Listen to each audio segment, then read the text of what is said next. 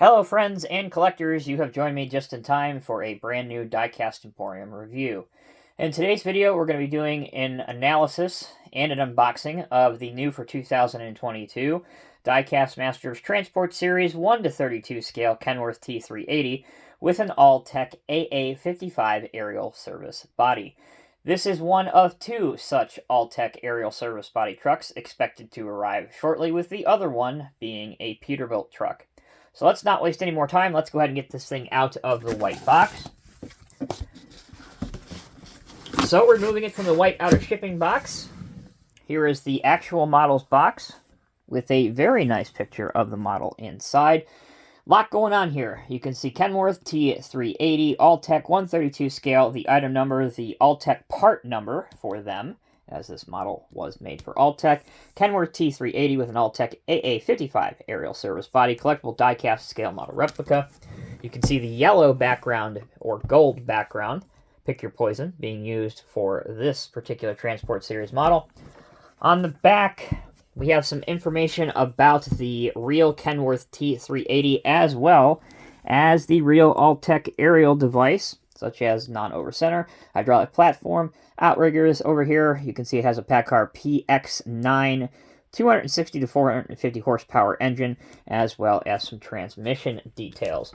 If you want the information on the bottom of the box, here is that, for those that may be interested. Just all of your copyright and technical information. Okay, moving right along. This side of the box, if you're not familiar with Transport Series models, always has this hole, and that is a finger hole. Stick your finger in the hole, pull out the model. Here we can see our first look at it, right here. Here is an updated Diecast Masters Transport Series catalog, and just like the CAT catalog, I encourage all collectors to hang on to these. They have the up-to-date list of all the Transport Series models in various different scales. Important to hang on to these so you can add to your collection and know what's coming and what's available. Alright, there's our truck sitting nicely inside the black foam rubber. In the first layer are two different exhaust stack tips. You can choose which one you want to fix to the truck, and we'll get to that in just a moment. And finally, sitting in the bottom layer of black foam rubber is our model. Be careful what you grab onto, because there are some potentially breakable pieces. And there you go. Once you have taken the truck out of the box, you are ready for the next step of the video. Alright, let's move on now to the assembly, and this is obviously completely optional if you want. I've chosen to go with the straight up and down exhaust stack tip. Put it in the hole. Now, unfortunately, it doesn't seem to matter which exhaust stack tip you go with, this one or the other one. It is a very, very loose fitting. So there are two solutions I would offer you to fix this problem. Obviously, you can glue it, and that would fix the problem. I don't particularly like gluing anything on my models, so the other solution I would offer to you is to use a little bit of modeling putty. That will do the same thing, but it looks a lot nicer with obviously no glue residue on your models. So those are two options available to you. Okay, let's move on now to the details and decals, of which this model has a lot. When we're talking about larger scale models, generally speaking, the larger you go, the more details and decals you're going to be able to get on a model. Obviously, there are some exceptions to that rule, but generally, that's generally the rule.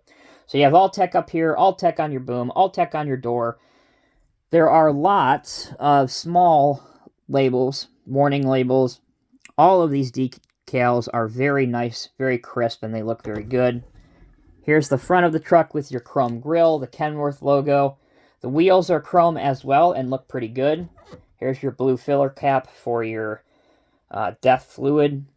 Up here, here's your fire extinguisher, which looks great. Here's one of my favorite small features on this model. Here's your igloo cooler. It even has igloo on it, so they went as far as to get the license to produce this on the back of the truck, which I think looks excellent. Moving towards the back, you have your red hose reel here, easy for me to say. Here's a tow hitch. Your lights are painted on as well. Some more small warning graphics. And they continue all the way back over here to the side in which we started on. There are two amber or orange warning beacons on both sides of this cross section, which holds the boom when it's in a travel position. That's another very nice detail. Now, the chrome wheels, as well as the mirrors, those are chrome as well. Obviously, the exhaust stacks are chrome. I already mentioned the grille. So there's a lot of chrome accent pieces on here, which really set this truck apart. For the last part of the detail, I wanted to take you underneath the truck and take a look at the chassis. You can see all of the different mechanical components, which are nice to see, the different tanks. But there's one small detail that I think is super cool that Diecast Masters went the extra mile on here. These are the spreader plates that you would use underneath the hydraulic rams or the stabilizers to stabilize the truck when it's working or when the boom is out. They're not functional. They don't come out. You can't use them. But just going that extra mile to include those, I think, was a really nice touch and does add a lot to the model's appearance.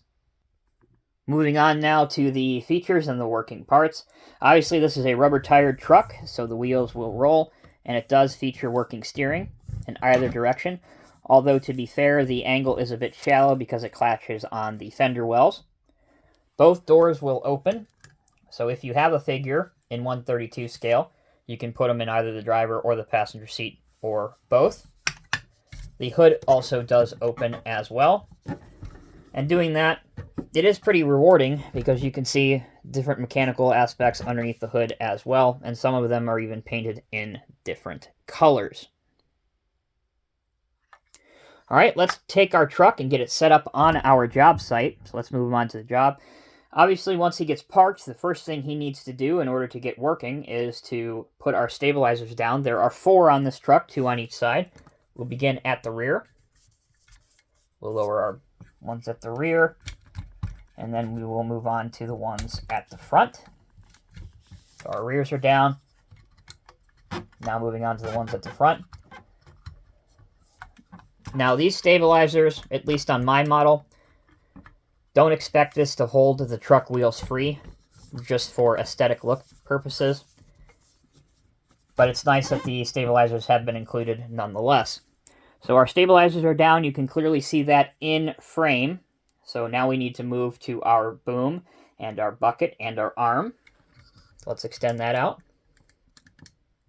Here you can see that the cylinder jacket is plastic, but it is strong enough to support the weight of not only the boom and the arm, but also the bucket here.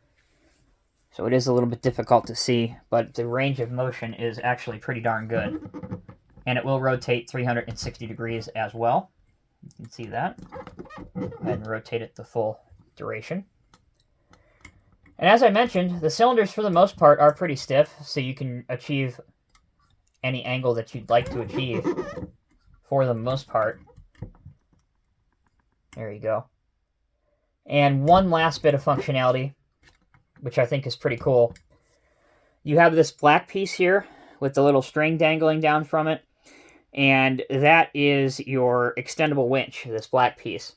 So if you push back from behind, you can get it to go down. Now the hook and the string, that doesn't go in and out, but a skilled collector can obviously cut this off and make it work, which would really bring this model to the next level, which I think would be really cool. So, that concludes my review of the Diecast Masters Transport Series 1/32 scale Kenworth T380 with Altec AA55 aerial service body. All in all, this is quite a cool and unusual model. Yes, I know what a lot of you are thinking. Why is it not in 1/50 scale? It would go great with some of the cat equipment and everything else in my 1/50 scale collection.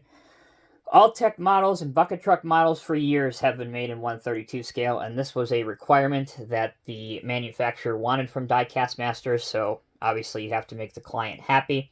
That being said, there's nothing saying in the future that this won't be made in 1/50 scale down the road.